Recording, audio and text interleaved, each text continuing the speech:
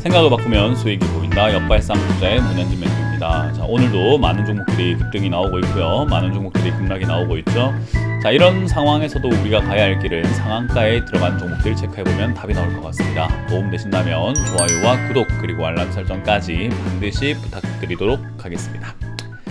자, 일단 오늘 시장은 생각보다 많이 버티고 있는 시장인 것 같아요. 미국 지수가 러시아 지수가 39% 정도가 빠졌죠. 그렇게 빠진 데다가 해외 미국이 다우존스가 양봉이 나왔다라는 점, 그리고 나스닥도 이렇게 양봉을 올라오고 있다라는 점을 좀 시장이 의식한 건 아닌가 생각이 드는데, 일단 독일도 많이 빠졌지만 결국 버텼다라는 점이죠. 그리고 금리 인상에 대한 우려들이 굉장히 많이 나왔었잖아요. 지금 증시가 밀려 내려가는 것이 금리 인상 때문이다, 그리고 인플레이션 때문이다 라고 이야기 많이 나왔는데, 그런 부분들이 야, 전쟁 나는데도 금리 올릴 거냐? 라는 이런 시장의 기대감이 나오게 되는 것 같아요.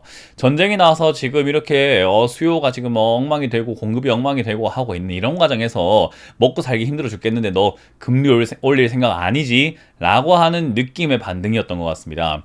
근데 이게 또 참 어려워진 게요. 이제 연준도 고민이 참 깊어졌을 것이다 라고 생각이 드는 게, 제가 생각하기에는 이제 금리를 올려야 될 것 같긴 해요. 시장의 기대감은 야, 이래도 올릴 거야 라고 보지만 저는 금리를 조금 더 빨리 올려야 되지 않을까라고 보게 되거든요. 그 이유는 무엇인가 하면은 결국 러시아와 우크라이나의 전쟁 대치 상황이 일어나게 되면서 어떤 일이 발생이 됐는가? 유가가 $100를 찍고 올라가는 모습들 나오게 되죠. 천연가스, 원자재 가격, 구리, 알루미늄 전부 다 급등하고 올라가고 있습니다. 원자재 가격 급등 하면 결국 우리가 원가가 올라간다. 원가가 올라가면은 제품 가격은 결국 올라가거나, 제품 가격을 올리지 못하게 되면은 마진이 얼마 남지 않으니 영업이익이 별로 좋아지지 않겠죠. 그래서 많은 기업들이 영업이익이 좋아지지 않거나 물가가 올라갈 가능성이 높아지게 된 겁니다. 뭐가 됐든 간에 별로 좋은 건 아닌 것 같아요. 물가가 올라간다 하더라도 소비가 위축될 수밖에 없고, 그리고 뭔가 마진이 안 남으면 영업이익이 안 나오니까 그건 또 주가에 안 좋은 영향을 미칠 것 같고요. 그렇기 때문에 화폐의 가치를 조금 빨리 올려줘야 되는 형태가 돼버린 거죠. 그래서 전쟁의 위협이 있고 전쟁 분위기 위기 속에서도 금리 안 올릴 거지 라는 느낌보다는 금리를 생각보다는 그냥 원래대로, 그리고 조금 더 빠르게 올려야 될지도 모르겠습니다. 그래서 일단 연준도 고민이 많이 깊어졌을 거예요. 하지만 저는 금리 올리는 쪽으로 스탠스를 취한 만큼 앞으로도 계속해서 금리가 좀 더 올라가는 쪽으로 계속 이야기가 나오지 않을까라고 생각을 하게 되죠.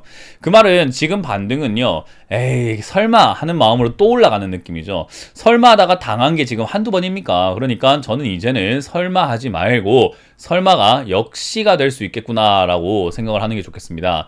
그래서 저는 지금 금리가 올라갈 가능성이 높아 보이니 지금 당장 단기 반등에 우리가 환호를 지르거나 안심할 단계는 아니다라고 말씀드리고 싶고, 금리는 조금 가파르게 올라갈 가능성이 높고, 그 과정에서 우리나라 금리도 역시나 빨리 올라갈 가능성이 높은데 우리나라 가계부채가 역시나 부담이 될 수밖에 없어요.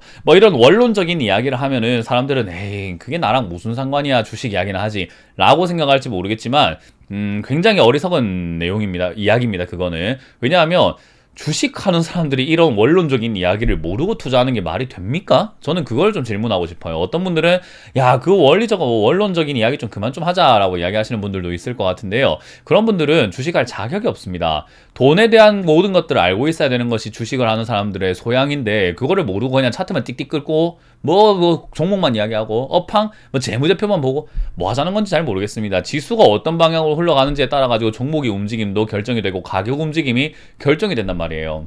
그래서 이런 공부를 게을리해서는 안 돼요. 그래서 저는 원론적인 내용만으로 돈을 벌 수는 없다고 생각을 합니다. 마찬가지로 차트나 기술적인 부분으로만 돈을 벌 수 없다고 생각합니다. 이거를 두 개를 섞을 줄 알아야 돼요. 그래서 그걸 섞어서 복합적인 분석이 들어가야 되기 때문에 당연히 제가 여러분들께 항상 2600포인트라고 하는 이런 기술적인 분석과 기본적인 분석이죠. 원론적인 이야기를 항상 함께 해드리고 있으니까요. 그 점 명심하셔가지고 여러분들 지식을 채우는데 좀 제 의견들을 활용하시면 좋을 것 같습니다. 자, 결국 지금 상황은 올라가기보다는 조금 여기서 버티면 최선이다 라고 봐야 될 부분인 것 같고요. 버틴다는 것은 결국 2800포인트와 2600포인트를 박스권으로 버틸 가능성이 높기 때문에 이 안에서의 오르락 내리락 하는 것은 상승이다 라고 표현할 수가 없다, 그렇게 보시면 되고요. 밑으로 내려갈 가능성이 전 높다고 봅니다. 계단식 하락이라고 늘 말씀드리는데, 계단식 하락의 무서움이 이런 거예요. 결국은 이런 자리에서 매수를 해가지고 비중이 많아지게 되고 추가 매수가 많아졌는데 올라가지 않고 밑으로 밀려버리면은 결국 내려갔을 때 기회가 올 테지만은 돈은 없어지는 상태가 나오겠죠. 그래서 그런 부분들 명심하시면 되고요. 어떤 분들은 또 그런 질문을 합니다. 아니 그러면 2600을 무너뜨리고 내려간다고 한다면 저렇게 내려갈 수 있으면 아니 내 종목 지금 손절하고 밑에서 저점에서 다시 사는 게 낫지 않아요? 라고 하는데 그게 굉장히 어리석은 이야기거든요. 저점 이걸 지금 이제 와가지고 손절한다? 아니 진작에 안 하고 왜 이제 하려고 하는 건지도 이해를 첫 번째로 못 하겠고요. 두 번째, 여기서 손절한다고 한들 그걸 현금을 꽉 쥐고 기다릴 자신이 있습니까? 라는 인내심이 있느냐라는 질문을 드릴 수밖에 없을 것 같고요. 세 번째는 저점이 어딘지 압니까? 그리고 그 저점을 알았을 때 매수할 수 있는 용기나 배짱은 있으십니까? 라고 질문을 하고 싶고요. 그리고 네 번째, 다른 종목들이 올라가는 것을 배합하지 않을 수 있습니까? 괜찮습니까? 그리고 여기가 저점이 아닐 시 반등이 나온다면 여러분들 감당하겠어요? 그거 억울해서? 그런 여러 가지 심리적인 요인들 때문에 사실 이 자리에서 손절을 한다라는 선택은요, 좋지 않을 가능성이 굉장히 높아요. 물론 비중이 너무 현금 비중이 없는 분들은 비중 마련을 위해서 궁여지책으로 결국은 차선책으로 살짝 매도를 해가지고 비중을 줄여내는 거는 뭐 인정을 하는 부분이지만 여러분들이 지금 이 들고 있는 종목들이 이 자리에서 손절하고 저점에 다시 들어가겠다라고 생각하는 것은요, 여러분들 실력을 너무 과대평가하고 있는 겁니다. 저점에서 손절하고 다시 들어간다? 아니요. 떨어지면 무서워서 못 들어갈걸요. 올라갈 때는요, 진작 살 거라고 싶어서 또 못 살 거고요. 더 올라가기 시작하면은 그때서야 따라 붙겠죠. 그러지 말라는 거예요. 오히려 지금은 추가 매수를 할 그런 계획을 짜고 떨어졌을 때 저점에서 과감하게 들어가는 것이 맞기 때문에 여러 가지 종목을 볼 필요가 없어요. 내 종목이나 신경을 잘 쓰면 되는 시장이니까 오히려 물려있는 종목을 갖고 있는 것이 훨씬 유리하다는 거예요. 저는 이런 말할 자격이 있다고 생각을 하는 게요. 물려라고 시킨 게 아니잖아요. 제가 현금화 하라고 수십 번 이야기했다 입니까? 근데 여러분들이 여기서 물려놓고 여기서 손절하면 안 돼요 라는 질문을 도대체 왜 하는 건지 저는 잘 모르겠습니다. 그러니까 지금이라도 해야 된다 하지 말고 지금이라도는 없습니다. 그냥 지금부터 똑바로 하세요. 똑바로 하는 방법은 떨어질 때 손절이 아니라 반등 시 손절이에요. 그래서 2800 이상이라던가 2800까지 올라온다면 그때서야 매도를 해서 비중을 조금 마련해 볼까요? 라는 질문이 훨씬 더 어울린다라고 보시면 돼요. 무너질 때는 그냥 기다리셔야 되고요. 현금 비중이 없다. 그러면 아까 말씀드린 것처럼 궁여지책 어쩔 수 없이 2600을 무너뜨릴 때는 뭐 비중을 조금 줄이는 방법을 선택해야 될지도 모르겠습니다. 현금이 없으니까요. 그건 현금 없는 분들의 이야기고요. 있으면 그냥 기다리세요. 현금 그냥 과감하게 그냥 밑에서 화끈하게 들어가 버리게 되면 매수가는 어차피 낮아지게 되고요. 올라갈 때 수익은 덤으로 따라오게 되니까 기다리는 게 즐거울 수밖에 없는 시기다라고 보시면 되겠습니다. 어찌됐든 올바른 판단을 하셨으면 좋겠다 생각이 들고요. 조금 이렇게 어설픈 판단이라든가 어설픈 이야기를 하시는 분들께 현혹당하지 않았으면 좋겠습니다. 이거 안 겪어봐서 그래요. 제가 항상 말씀드렸지만 현금화는 올라올 때 하는 거지 내려갈 때는 현금화 안 된다. 그거는 현금화가 아니라 손절도 아니라 손실이고 손해로 바뀌는 구간이기 때문에 절대 해서는 안 된다라고 여러 번 설명한 게 작년부터 계속 이야기했던 이야기이기 때문에 이제 와서 여기서 현금화해도 됩니다. 뭐 지금은 이제 비중을 좀 줄여야 됩니다라는 이야기가 있다면 현혹되지 말라는 이야기를 드려보도록 하겠습니다. 그건 저를 위해서가 아니라 여러분들의 재산을 위해서라는 점 명심하시면 좋겠습니다.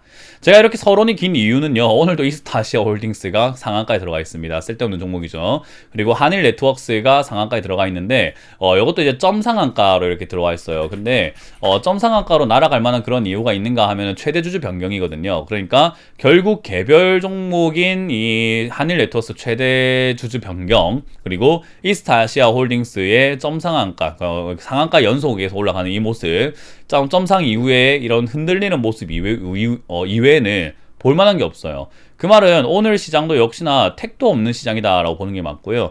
그나마 로봇 관련주들이 다시 한번 이렇게 반등이 나가면서 N자 반등이 나오고 있는 거 말고는 사실 큰 특징이 없는 시장이라고 보실 수가 있어요. 그래서 저는 이런 시장이 여러분들이 현혹돼서는 절대 안 된다 생각이 들고요. 특히나 이제 에너지 관련주라든지 이런 것들은 급락이 좀 심한 상태이기 때문에 그리고 방산주들 조금 많이 밀려있는 상태이기 때문에 저는 이런 방산주라던가 에너지 관련주 단타적으로는 시세 변동이 있으니까 매매하기가 좋을 수는 있으나 뭐 일동제약처럼요 밑으로 빠졌다가 이렇게 올라갈 때 여러분들이 판단을 잘 하지 못한다면은 결국은 오히려 손실만 이어지는 경우들을 생각할 수 있기 때문에요 좀 조심하시는 게 맞다. 그리고 매매를 이왕이면 안 하는 것이 오히려 좀 유리할 수 있다라고 보시면 되겠습니다. 어찌됐든 상한가에 이스타아시아 홀딩스와 한일 네트워크스가 들어가 있는데 결국 둘 다 개별 종목인 만큼 별로 볼 필요가 없다 생각이 들고요. 특히나 한일 네트워크스의 점상은요 이슈가 강한 탓도 있지만 품절주기 때문에 매수세가 몰리면 급등을 해버리는 그런 포인트라고 생각을 하시면 좋겠습니다. 자, 이렇게 보니까 결국 시장 반등은 나왔으나 별 볼 일 없죠. 그렇기 때문에 저는 이게 강한 상승으로 이어지지 않는다고 다시 한번 말씀드리고 싶고요. 밑으로 2600을 무너뜨리는지 지지가 되는지를 조금 더 체크해 봐야 되는 시장이고, 저는 무너뜨릴 가능성이 조금 시간이 걸리더라도 무너진다라고 생각하니까 여러분들 그 점 참고하셔가지고 마음의 여유를 조금 더 길게 잡으시고 계획을 조금 더 긴 호흡을 갖고 짜시는 게 어떨까라는 조언을 드려보도록 하겠습니다. 자, 이렇게 마쳐보도록 하고요. 지금까지 역발상 투자의 문현진 멘토였습니다. 고맙습니다.